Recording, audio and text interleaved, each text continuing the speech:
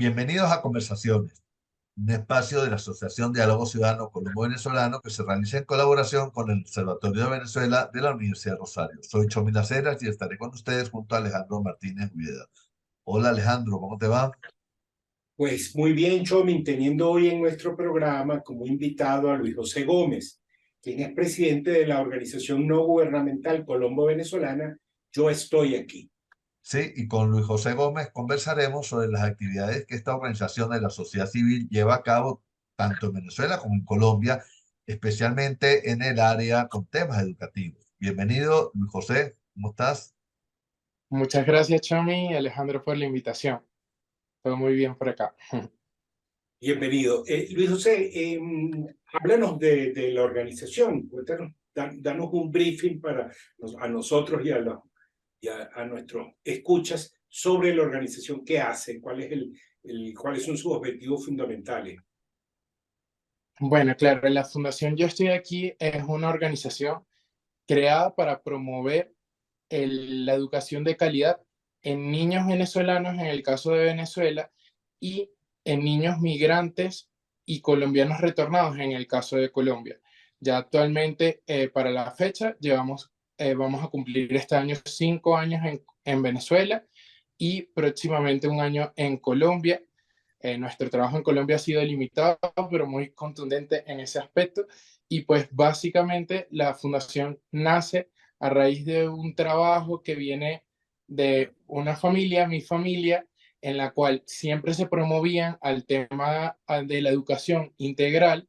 Eh, Mi persona, mi hermano y en mi familia muchos contamos con oportunidades para poder formarnos en distintas áreas, desde artes, deportes, entre otras, además de las académicas, y podíamos detectar ciertas situaciones en las faltas de oportunidades que no permitían que personas con talento pudiesen lograr alcanzar ciertos sueños. Entonces de allí viene como todo ese trabajo desde que era un niño de 8 años y pues hasta que se formalizó la fundación y pues hemos podido llevar a cabo esta labor. Mira, Luis José, bueno, como tú bien nos explicas, la educación está en el centro de las preocupaciones de Yo Estoy Aquí. ¿Qué falencias han encontrado ustedes entre los migrantes venezolanos en Colombia, entre los niños migrantes, ¿no? ¿Y cómo buscan ustedes ayudar a los migrantes en el área educativa concretamente? Bueno, Charmy, las falencias son diversas, ¿no? Y estas se complican de acuerdo al contexto, pero principalmente parten de lo que son la falta de acceso o las dificultades al acceso, mejor dicho, de los derechos a la identidad, de los derechos a la educación, precisamente, y aunado a esto, a la salud y a un trabajo digno, porque también se ve el tema de la educación de los niños, en el caso de, sobre todo de la población migrante, se ve muy afectada de acuerdo a la estabilidad económica de estas familias quienes lo sostienen. Entonces, la Fundación Yo Estoy Aquí cumple una labor inicialmente en el caso de Colombia con población migrante, en el caso del departamento de Arauca, buscando visibilizar una realidad de la que poco se habla en las grandes ciudades como en Bogotá, como Medellín, entre otros, y fomenta así proyectos en educación, nutrición y liderazgo comunitario que prontamente estaremos llevando a marcha. Ahora, ustedes tienen dos ámbitos de acción que son muy diferentes, es decir, Bogotá es una ciudad, una gran metrópoli y trabajan en Arauca también. ¿Qué diferencias tiene el trabajo en una y otra situación?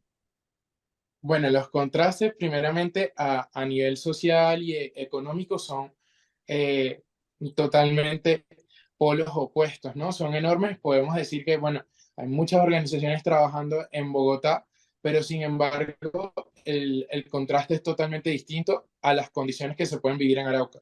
Principalmente nuestra función de poder trabajar entre Bogotá y Arauca es que Bogotá es un centro de las instituciones y ante la situación en la que se encuentra Arauca, que históricamente ha sido un territorio invisibilizado, nosotros nos hemos dedicado a poder llevar estas historias y estas realidades al centro del país y poder hablar sobre esto en lugares de instituciones de alto nivel como ante la Dirección de Migraciones, ante el Congreso, ante las alcaldías, entre otras tantas instituciones y organizaciones.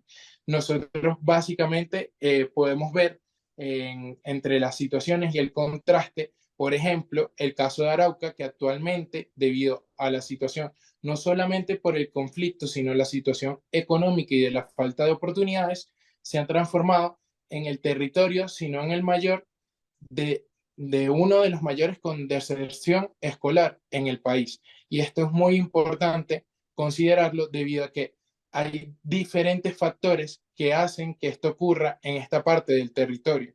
Los niños no están asistiendo a las escuelas debido a que tienen que cumplir labores de trabajo, económicas, para poder sostener a la propia familia, o simplemente se encuentran en veredas o en zonas alejadas o en zonas que se encuentra el conflicto un poco más agravado y les imposibilita llegar a la escuela. Entonces, el contraste es bastante distinto con la capital, con Bogotá, porque simplemente esas cosas no ocurren acá en Bogotá, y muchas veces acá en la capital se cree que estas cosas ya no ocurren en el país cuando siguen ocurriendo en esta zona fronteriza, porque aun cuando Cúcuta, por ejemplo, sigue siendo una zona fronteriza que se vive en momentos de conflicto y todo, no se vive de la misma forma que se vive en Arauca, que es mucho más complejo. Claro, Luis José. Mira, y la xenofobia se manifiesta efectivamente de muchas maneras y en muchos ámbitos diferentes, ¿no? Y aunque en Colombia pues no se han visto hechos graves relacionados con este fenómeno, sabemos que pues en ámbitos cotidianos la xenofobia por supuesto se da, ¿no? ¿Cómo aprecian ustedes la situación de la xenofobia concretamente, digamos, con los niños en el ámbito educativo, ¿no? Que es donde ustedes trabajan. Bueno, hay algo curioso, Chermy, y es que nosotros partimos, y es algo que aprendimos en este proceso en el campo, en territorio, fue a, o sea, desconceptualizar o definir mejor lo que son los conceptos de discriminación que muchas veces se dan por aporofobia, de xenofobia y de violencia normalizada. Porque muchas veces en el caso de las zonas fronterizas se tiende a confundir la violencia normalizada con estos otros conceptos, y resulta ser que es parte de una vida violenta que lleva la misma sociedad y que no forma parte de un odio o un ataque en contra a ciudadanos extranjeros, como es el caso de la población migrante venezolana. Porque muchas veces estos territorios, como es el caso de Arauca, tienden a ser precisamente un territorio mixto que comparten familias entre la región de los llanos del lado venezolano y la región de los llanos del lado colombiano. Entonces no hay propiamente como un conflicto por xenofobia, sino es más que todo una sociedad que vive hechos de violencia y por ende actúa de esa manera y normaliza la violencia. Mira, Luis José, ya nos falta muy poquito para terminar, pero tú mencionaste el tema de que muchos niños pues abandonan, hay deserción escolar porque tienen que trabajar. Esto se da sobre todo en zonas como Arauca, que son zonas, digamos, más empobrecidas, ¿no? Háblanos un poquito más de ese tema. Eso también genera un tema de que niños sobreexplotados a nivel laboral, porque no deberían de estar trabajando sino estudiando. Sí, bueno, principalmente es que en el territorio, o sea, en el departamento de Arauca, las oportunidades laborales son muy limitadas.